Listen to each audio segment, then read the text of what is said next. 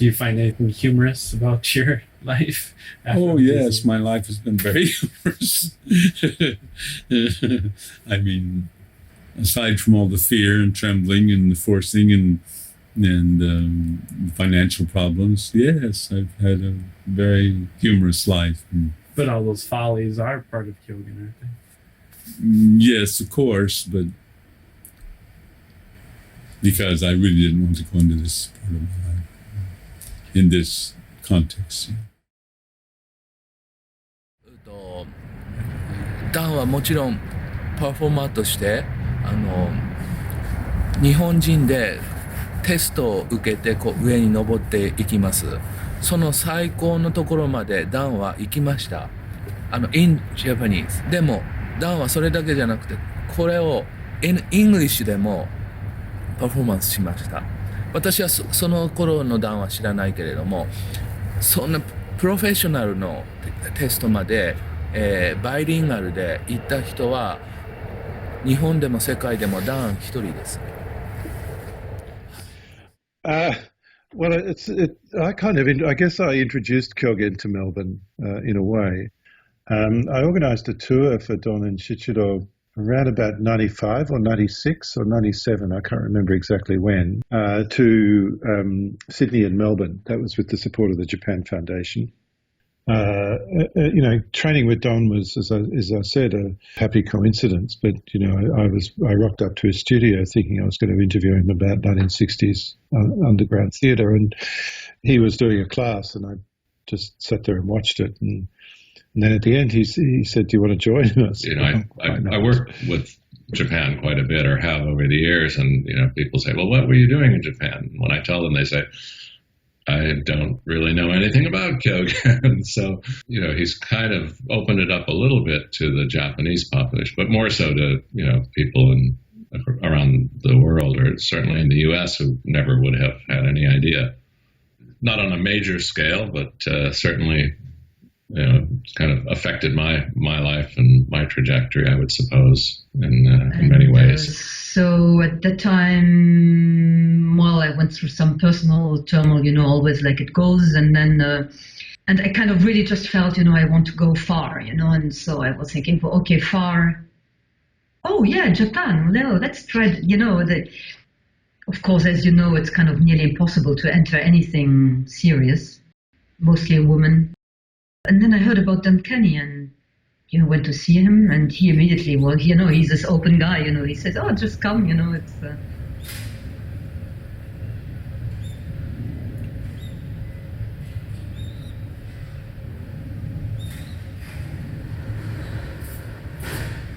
The first character that comes on the stage announces himself to tell you who he is, and that goes in Japanese, この辺りのものでござる. And in English I translate that as, I am a resident of this neighborhood. I am a resident of this neighborhood. I mean to call my servant Taro Okaja and give him a job to do.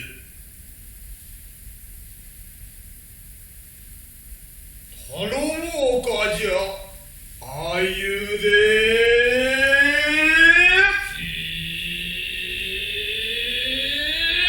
There you are. At your service, sir. You came quite quickly. The matter I have called you here about is of no... Taro Okaja is sometimes very clever and sometimes not so clever. He's always trying to get out of work, of course. Well, that's the main character that any Kyogen actor plays, dressed basically like this.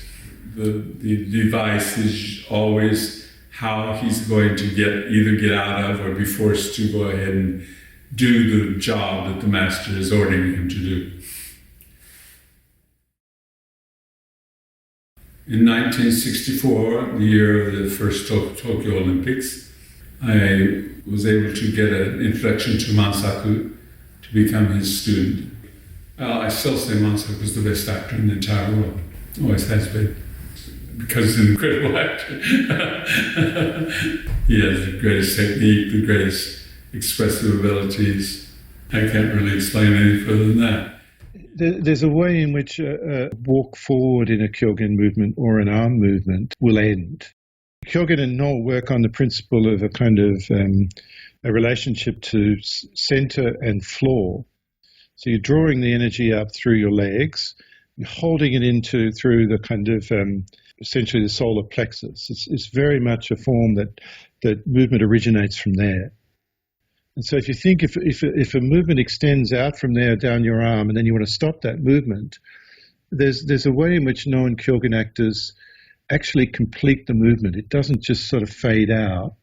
It kind of goes, there's a little way in which the energy is drawn in. It's very subtle. To overdo it would kill the moment. They're kind of slapstick in Kyogen. In Noh, they're very poignant and very dramatic, because they often represent some kind of moment of transformation. In Kyogen, they're like kind of, they're turning and you kind of go, you know that something, you're telegraphing the joke to the audience. In Kyogen, you don't become the character like you do in Western theater or movies. Yeah? The movement patterns and the vocal patterns are all set. And so you don't have freedom of interpretation. You must express yourself through those forms. So it's like having the character here between me and the audience. And it's through that character that I express myself. So it's quite a bit different process, actually. And pray. The Owl is one of the plays where a man has a younger brother who's been possessed by an owl. And so he goes, when he sort of, and he sleeps the rest of the time. And so the man hires a warrior priest, Yamabushi, to come and perform an exorcism. And what actually happens is the owl possesses all of them, and they all go off going, quite a funny play, actually.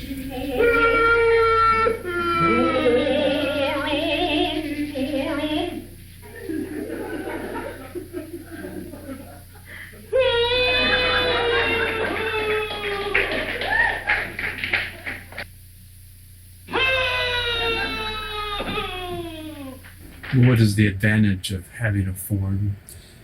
It's something that you can... Yes, when we did workshops for the Dallas Theater Company, they said, you guys are really fortunate because when you get scared, you can hide behind your form. You don't have to hide behind the sofa. I thought that was a very good way to put it. Because, when you're in Paris, for instance, in the theater world, and you kind of, you always wanted to create something completely, new, you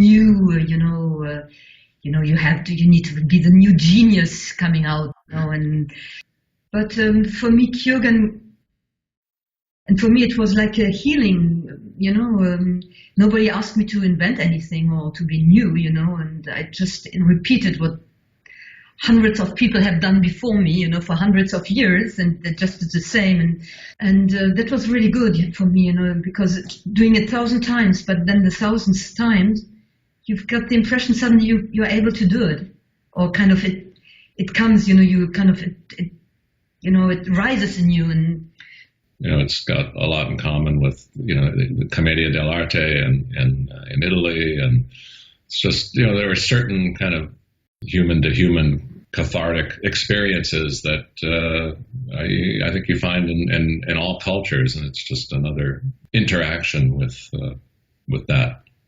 If you wanted to understand comedy, look at Kyogen. Look at Kyogen for the kind of stock joke, the standard reveal, the kind of I know what you know what I know kind of scenario. The jokes work in 3 scenario, that the timing on the 3 is always there. The fact that the audience are in on the joke, and the fact that it's slapstick, it's physical comedy. I mean, they're just purely surreal, ridiculous moments that are staged. Drawing Water is a play about an acolyte who is in love with the temple maid, and she goes to draw water every day, and so he ambushes her there and tries to make love to her, and she gets so disgusted that she takes the water bucket and plops it over his head, and he says, I've only gotten my sleeves wet for all my trouble. So love's labor's lost, actually. So who is Linda? Linda? Oh, Linda. She was my fiance when I came to Japan.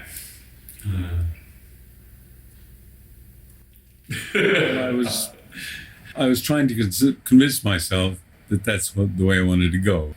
I sort of forced myself until after I came to Japan and finally got here, and I said, no way, no more. You know, it's a kind of really karmic thing with Japan he had. I think he really had probably he felt that he could be like he wanted to be, or, you know. I think also the kind of thing that he was gay was also important, probably. I think in Tokyo, when he arrived in Tokyo first, it was the first time that he had the impression that he could be, you know, without being judged also. And I think that gave him kind of a feeling that he was at home. And then he kind of really got involved so much with the Japanese culture, and you know, he was immersed in the culture. He was translating for anybody who came to town. So all these people would come to town and he'd get to hang out with them. Don loved that because he loved hanging around with celebrities. You know, I mean, he's a boy from Kansas, and he suddenly could meet movie stars and famous dancers and famous directors. You know, I think Don got on quite well with Don Ritchie. Don Ritchie was a really lovely guy. I mean, he was one of those people who knew everybody, was friendly to everybody, was generous, and Don Ritchie was very open about who he was. I mean, you read, and he wrote a lot of beautiful books on Japan. Don Ritchie is, from the time I met him, he liked Kyogen very much. There was nothing written on Kyogen, and I was writing my book of synopses of Kyogen, and he began calling me every week, saying, are you writing, until finally he made me finish the book, which I'd been working on already for 4 or 5 years, slowly, and then he wrote the introduction. And he was kind of my mentor in many ways. He introduced me to the Japan Times to be a critic for the Japan Times. I met Mishima many of his parties. So I met him many times because I was translating Hagakure, Beneath the Leaf, the Code of the Samurai, right? And so when the night I had dinner with Mishima, there was a cast party that I really wanted to go to because I was a critic for the Japan Times at that time. And the main actor was Judi Dench. Judi Dench is a real woman, is a really strong woman, because she's this tiny little thing and almost square. So I wanted to go to that cast party, so Mishima could go home with any time, you know. And he wanted me to come and train with his tate no kaya. And of course, before the winter, he committed suicide. Did that hurt you that he did that? It was a very big shock to us, everybody I knew, because he did what he said he was going to do, and that really was a shock to us. Do we do what we say we're going to do ever, you know? And that was the main shock to us.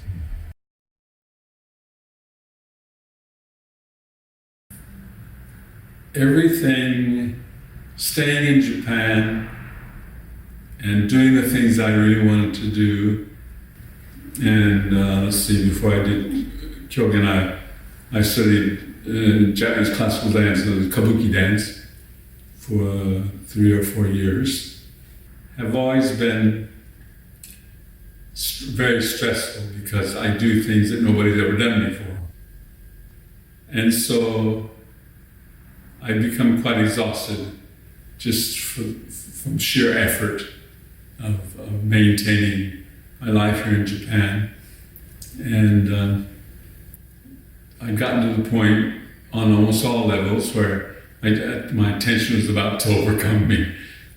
And so I decided just to cut back on everything and move to the seaside and walk on the seashore rather than going into a mental institution. Yeah, well, because everything began to seem impossible at that time, I guess. Before Shichiro, there was one I was with for 5 years that we worked together for the Shiki Company, translated many musicals for them. Yeah, I just lost focus, I guess, yeah. Because I hadn't started, I was doing Kyogen, learning Kyogen, but I wasn't, and I'd written the first book, but I wasn't, but it was with Sho that I formed the company. And so I had just sort of lost focus in my life at that time, and got very fragmented and reclusive.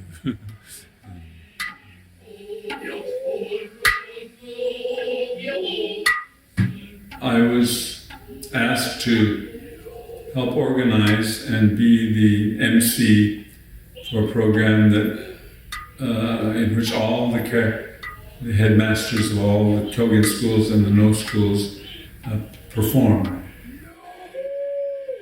Shichiro had always wanted to be a drama critic, and I was a drama critic for the Japan Times at that time. He liked very much my approach to drama criticism, and he happened to get a ticket to come see that performance. That was our truth, but not the facts of the case. We met in a public toilet in Hibiya Park, and indeed, he wanted to be a drama critic, and he liked my writing. So those 2 points are true. We found out, after we met, that was true. And so he came to the performance, and after the performance, he came to my dressing room. He says, I want to be your deshi, I want to be your disciple, your student, and learn to be a drama critic. Indeed, we did have the performance at the Imperial Theater. And the afternoon performance did not sell very well, so the managers went to the universities and passed out tickets. And so our story is that he got a ticket. He didn't know it was me in the performance, and he came to the theater and saw it was me. And so then he came to the dressing room and said, I want to be your deshi.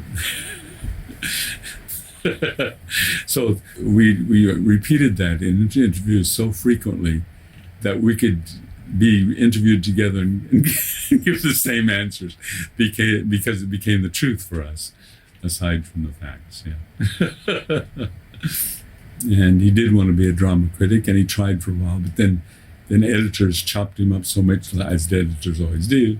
He didn't want to continue it because too much trouble, because they wouldn't publish what he wrote.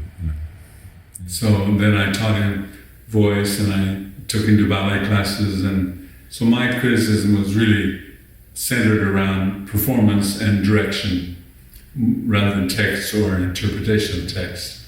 And so we did that. We did a lot of translation together. I translated into English, and he translated into Japanese. And so that's how we worked together. And gradually, when I decided to do Kyogen in English, he agreed to be my assistant director and actor. I introduced him to Masaku, and he came to lessons with me. And he turned out to be a really fine actor. Oh, at first I thought it was a man hiding behind that dwarf tree. It looks like it isn't a man after all. Oh, how happy I am! He thinks I'm not a man. Why, it's a dog. He thinks I'm a dog. If it's a dog, hearing somebody come in, it will surely start barking. It looks like I will have to bark. Let's hear it bark. Oh. Oh, oh, oh, oh, oh.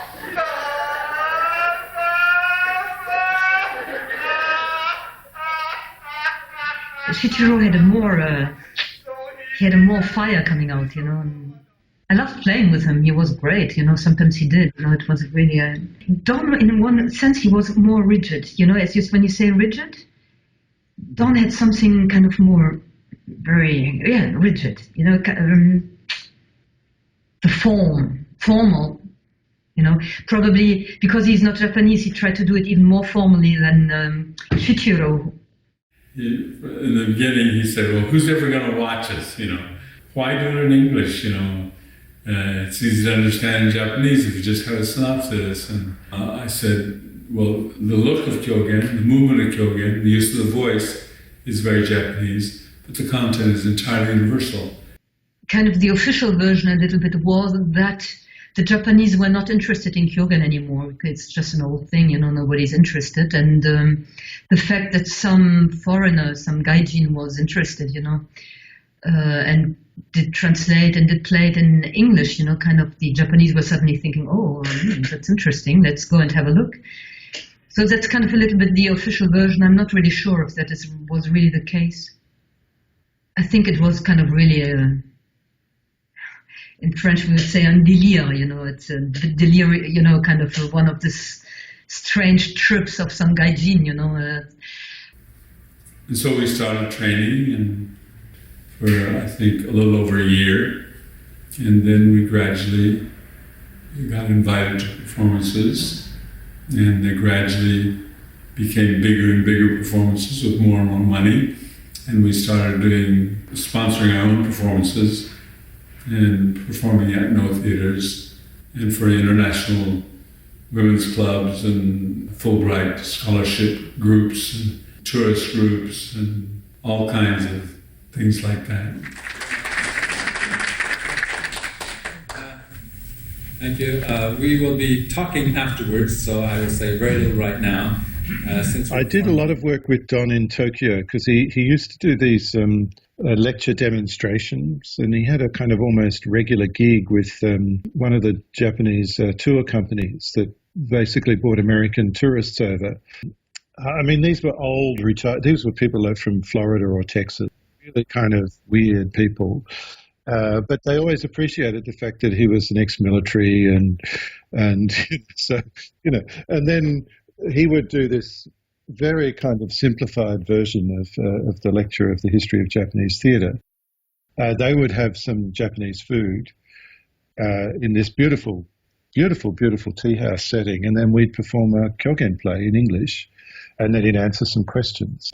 And, you know, I'd always get paid for that even, so I was very appreciative of that. And we had 17 people. People who would see our performances would come and say they wanted to work with us. And at Boston University, we did a 2-month workshop. And one guy who was a drama major, Ed Licht. And he kind of said, yeah, and I'm looking for people to come and study with me. And I was about to graduate and really hadn't come up with a firm plan. So I said, yeah, that sounds kind of cool. So spent the summer at an intensive Japanese class at University of Michigan.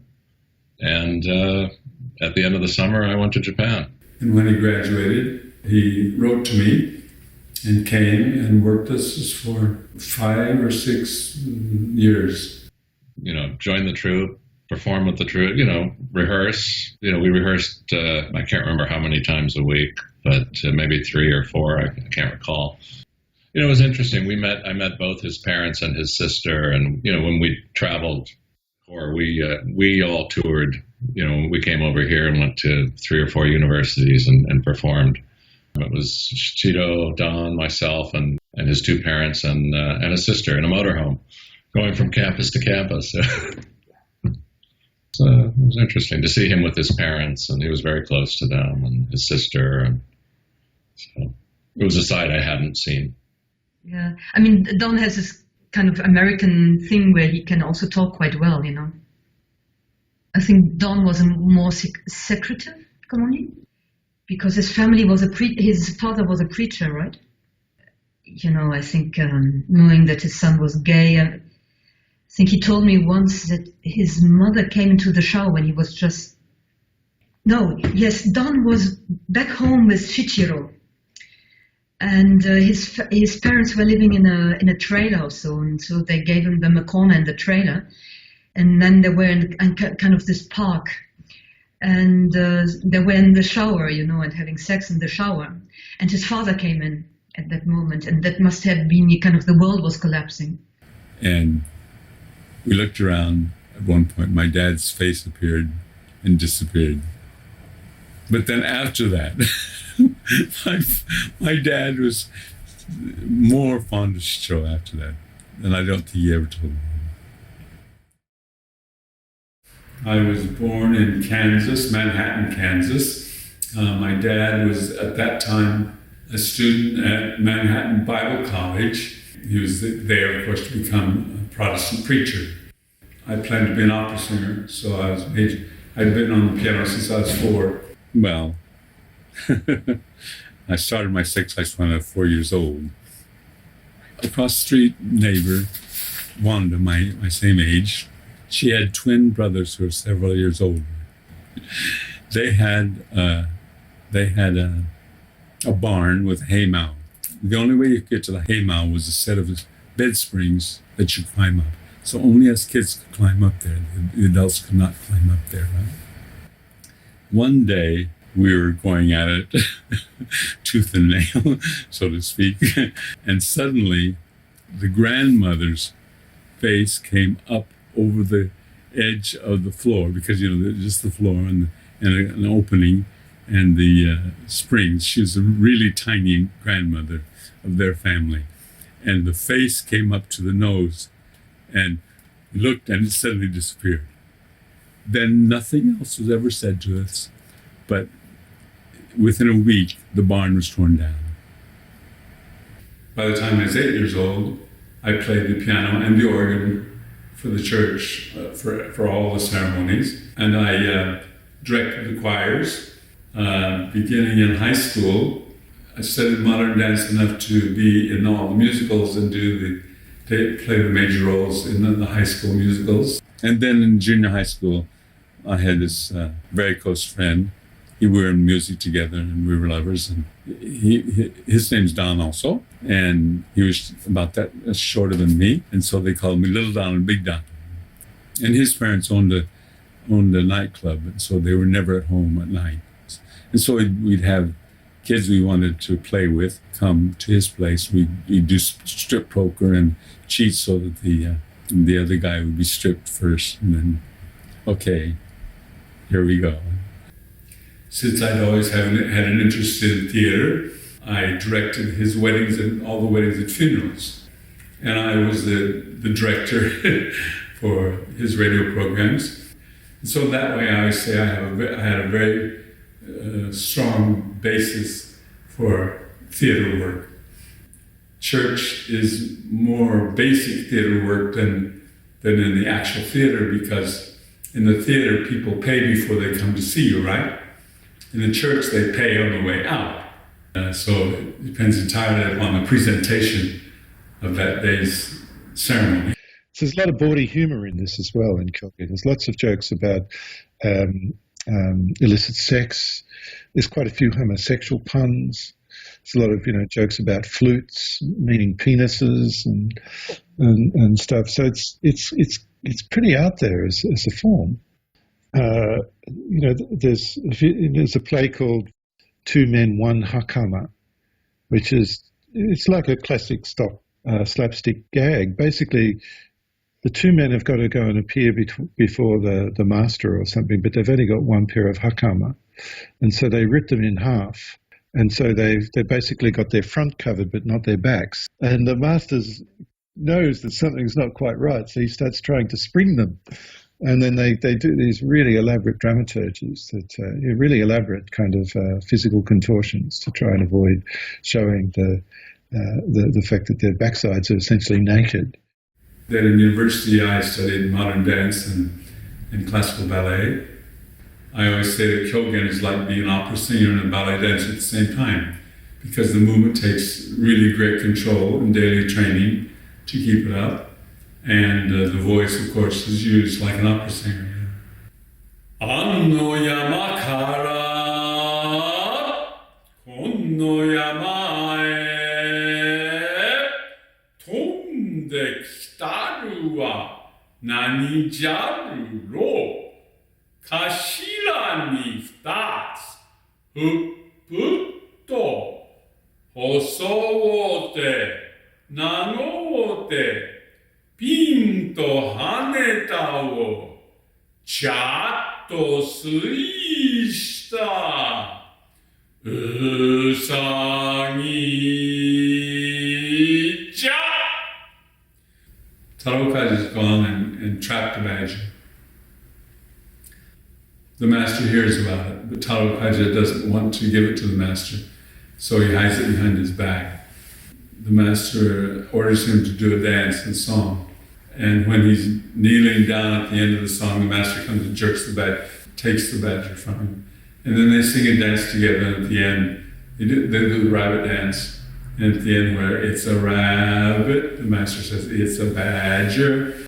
From that mountain right there to this mountain here, hopping along the way, just what can it be? Two things up on its head, sticking up, so slender, so long, standing so straight and tall. Oh, I see. It's a rabbit.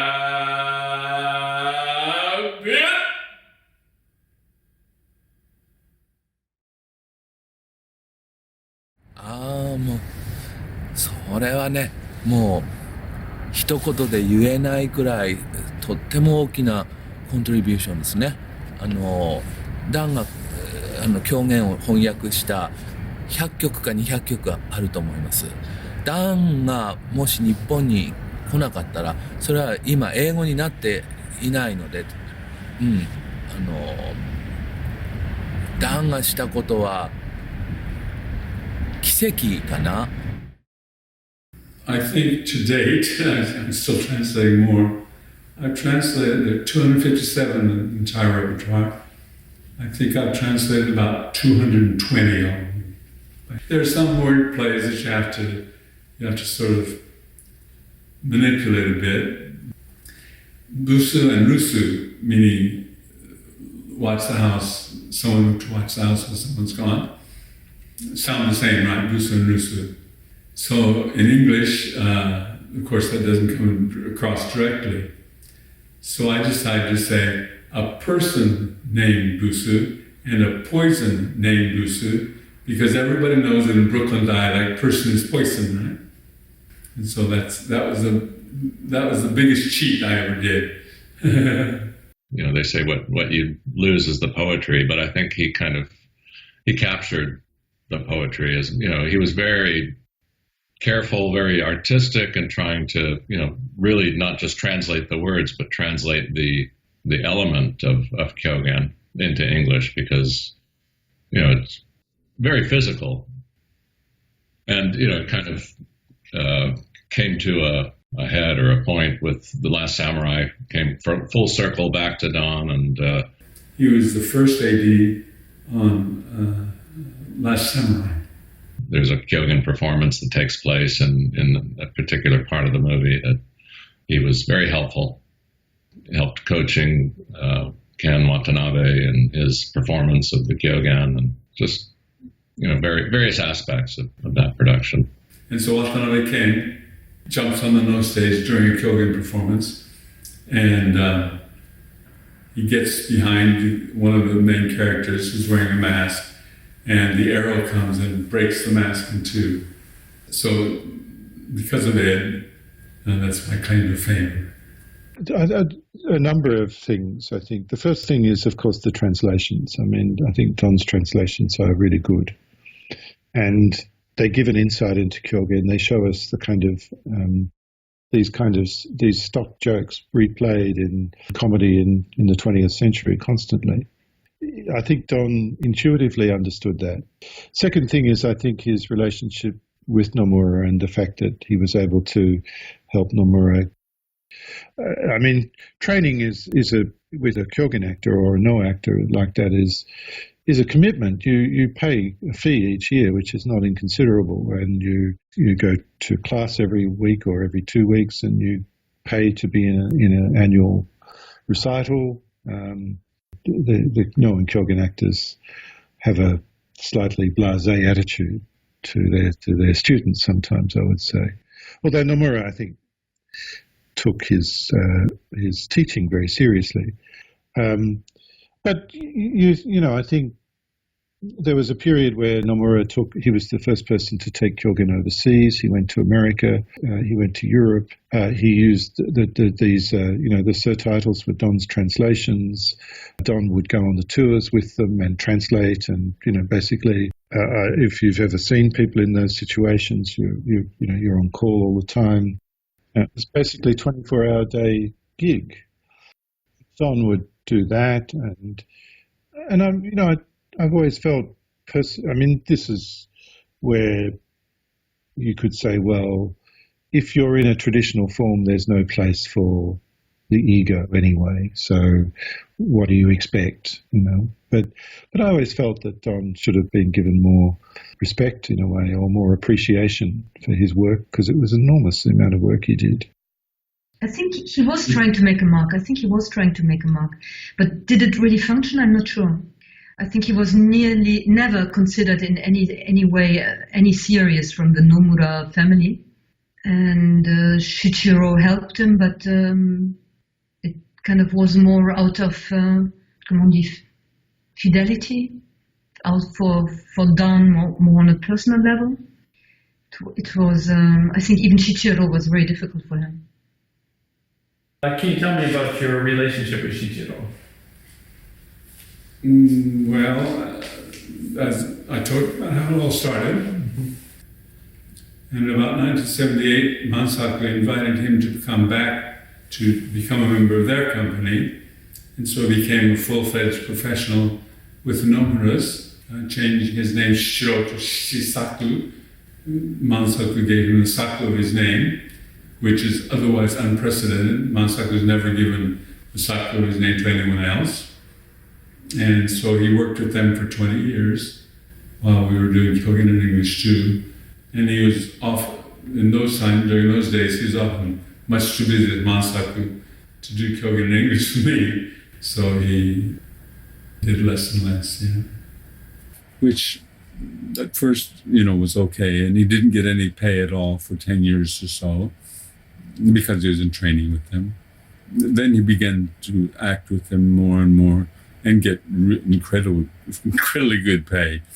On good months, he'd make over 1 million yen, And I was in translation, I was making 1 million yen. So we had over 20 years, we could have 100,000 yen in our pocket. Both of us could have 100,000 yen in our pocket any day, and it would not dent our finances if we used that much money any day. And his drinking, he'd use about half that much, about 40 to 50,000 yen almost every night. He would never come home until 4 or 5 in the morning. Then he would eat enough for about 5 or 6 people's portions and go to sleep until he had to get up and go out again. And so there were 20 years there where that was his whole life, Let's see, how does that go? A man has a wife who's drunk all the time, and so he divorces her. And he goes to the temple to ask for a new wife. And so the wife follows him and wears a veil, which is the kimono over her head, pretends to be the oracle's choice for his new wife. And he takes her back home, and they perform the wedding ceremony, which is drinking sake together. But then she keeps drinking, and he says, "Oh, I got the same bad wife again."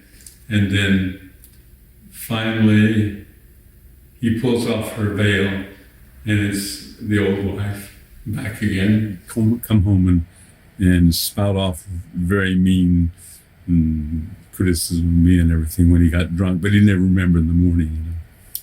So while our personal relationship was quite rocky until he got sick, The minute we got on stage, we were suddenly in a world of our own. And suddenly it was like energy, ping pong energy, yeah? That we had that wonderful sort of energy on the stage that certainly conveyed to the audience very well. So that our acting together was incredibly magical, both of us. He had a series of strokes beginning in 1999, altogether 5 strokes. And then, so basically, he became quite dependent upon me because he was weakened quite a lot. Anyway, our final tour was to South America. 22 days, we had 8 performances. The morning of the first performance, he woke up and he was speaking Japanese sounds, but no, they were making no sense. So that was his 4th stroke. But we couldn't tell anybody because they sent us back home, right? And so for us to do the 2 plays, The Inherited Cramp and the Dwarf Tree Thief, that we've done thousands of times, we had to rehearse 20 times a day. And still he would lose during the performance. I would have to prompt him a bit, but we had good performances. We had 8 performances, 22 flights, and I think it was 10 days. Do you wish you would have went to a hospital? No, because we just agreed that he should stay in the room and rest all the time. And he never came out except for eating meals and performing. So he was able to keep his mind working to get better. And so I think it was the best, for that time, it was the best thing we did. And then in 2004, he had a really major stroke where only his eyes moved. And everybody thought he was gone at that time. And he was hospitalized for 4 months. And the rehabilitation was minimal, but he was a very stubborn person, very proud person, and he began to move. And after 4 months in the hospital, he came out, and we gave up the 2nd floor, which is our training place, in his apartment, and he moved up with me. And so after she got sick, Mansaku insisted that he not give up the membership. And Mansaku also insisted I continue to be his deshi. I was his oldest, I was the longest standing deshi that he had at that time. Had been for 4 or 5 years. Everybody else had died off. I said, well, I'm sorry, but we can't afford it. And we are quitting because he'll never be able to perform again. And so that was kind of the end of that. It was around the time, I think, where Don just decided, I don't know I think he'd lost interest, really, after so many years. Don has these kind of moments where, at one stage he learned French and he started doing Kyogen in French. And we had a couple of French actors in the company and he couldn't remember, but he couldn't remember the lines properly, so it was hilarious. We did some performances at the French Institute there. Je me plairais trouver un moyen pour éviter d'y aller. Ah voilà, j'ai trouvé. Je viens simuler une douleur pour éviter d'y aller. Yeah, we developed. Yeah, then this idea of suddenly he was kind of completely enthusiastic about French, and then so he asked me to translate, which I did. I probably very bad translation. Oh, at a certain point, he started when I was there. He started kind of being fascinated with France, and I think he had a little bit of that before, and maybe also it got a bit, the honeymoon with Japan was kind of over since some time, What function has Kyogen served in your life? I mean, well, it's been the bars on my shoulder, my identity for so many years. The bars on your shoulder, that sounds almost though like a burden also. Yes, of course, yeah. It became that, yeah, finally. And then with Shichiro unable to perform with me, then while I have other people who can perform with me, I lost interest in pushing. He loved television. His dream from the time he was little was to lay in bed and watch television 24 hours a day, which he did the last 7 years, so that he would put earphones on at night. And if he was asleep and snoring and I turned off the television, he says, I was watching that. And one of his favorite shows was the 6 o'clock in the evening, Apprentice Ninja. He insisted on seeing that every day. When he couldn't be there, we had to record it. And he watched that and was laughing. Then when that was over, he went to the toilet and was there for quite some time. And suddenly he says, Don, I can't breathe. Take me to the hospital. So I said, well, we got to get you in bed first. And so I took his hands and took him to bed. And I called the ambulance. I said, I called the ambulance. He said, thank you. Then I went to the other room so the ambulance had room to come in. And I heard that rattle, when you breathe life, it's rattle. And then by the time he got there, he'd foam, his mouth would foam. And from that minute on, I heard a voice saying, don't think of anything but living, repeatedly. I didn't recognize the voice at that time. But then when the ambulance people got there and started doing the AED and all that stuff on him, screaming, Oga-san, kikoemasu ka? I decided I should stop them. And this time it was definitely Shichiro's voice. He says, no, that's their duty. So let them do it. I'm not there, I'm here with you. They took him to the hospital and well, his parents dead, of course, soon after he got there. So then I went home and the first thing after I got home, he says, you've got to finish that translation because it's due tomorrow morning, right? And so I said, okay, and so I did. And then I tried to go to sleep and he says, no, you can't sleep tonight because we have lots of things to talk about. And he says, I don't know how long I could talk to you, but I think for the first 49 days, which is the Buddhist, the final ceremony, final funeral ceremony at the end. And so for 49 days, we had constant conversation.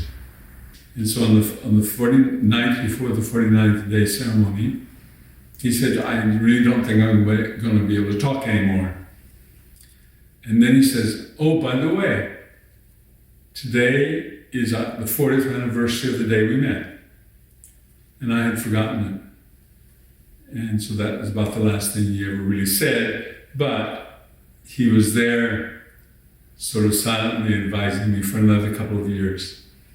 And then finally he dissipated, I guess you say, and went away.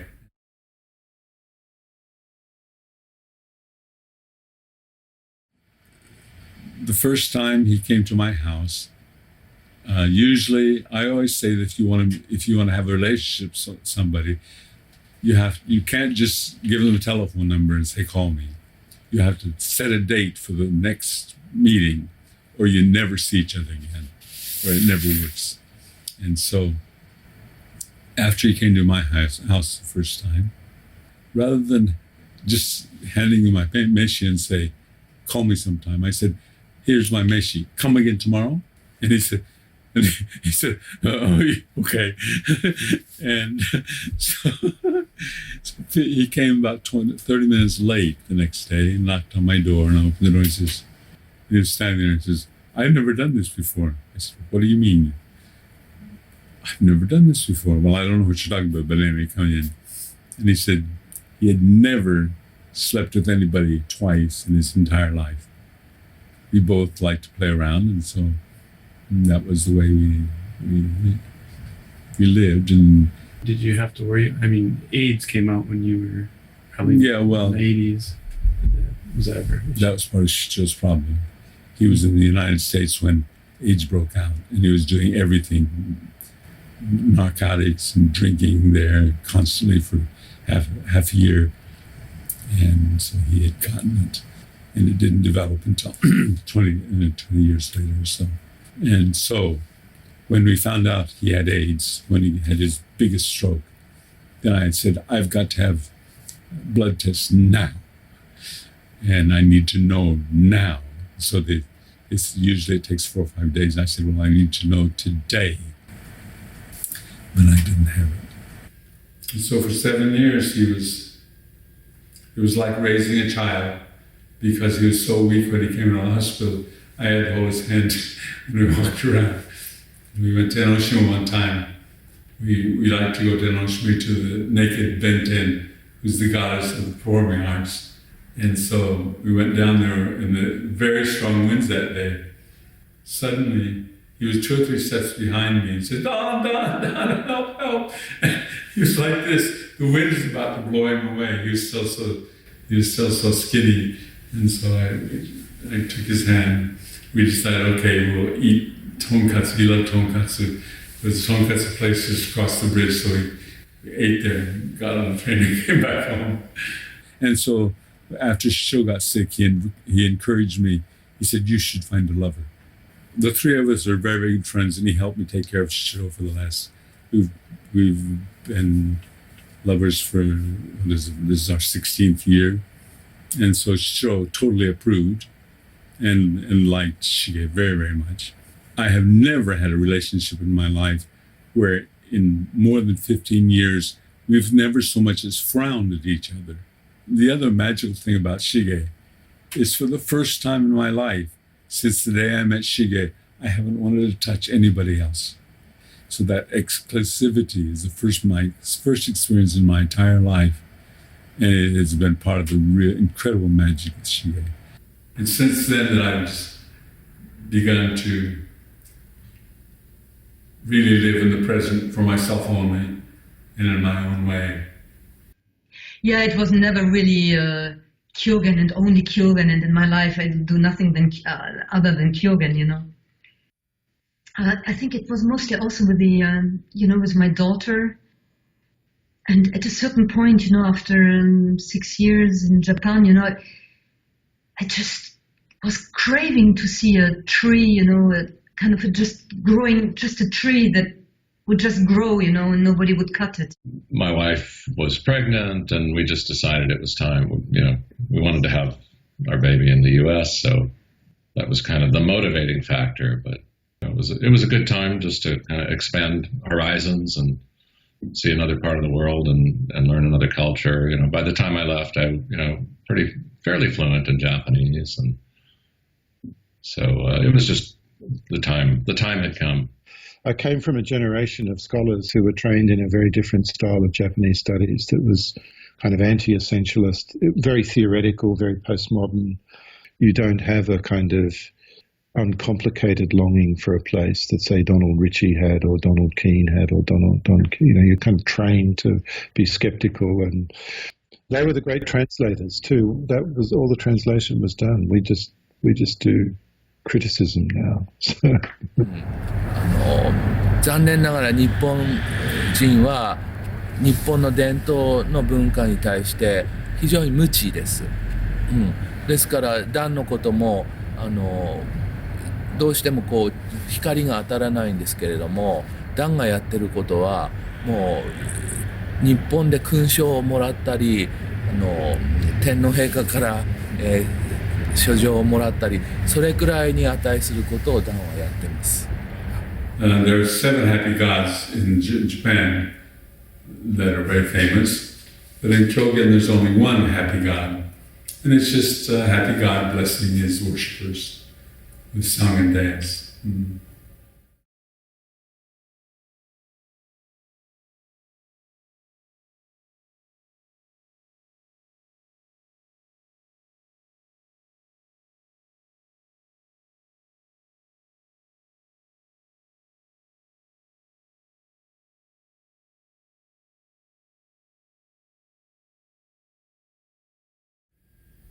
Kong, kong, kong.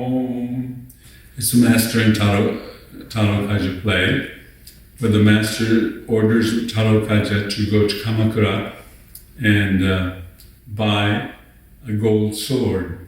And so kane no nen means price of gold as well as sound of bells.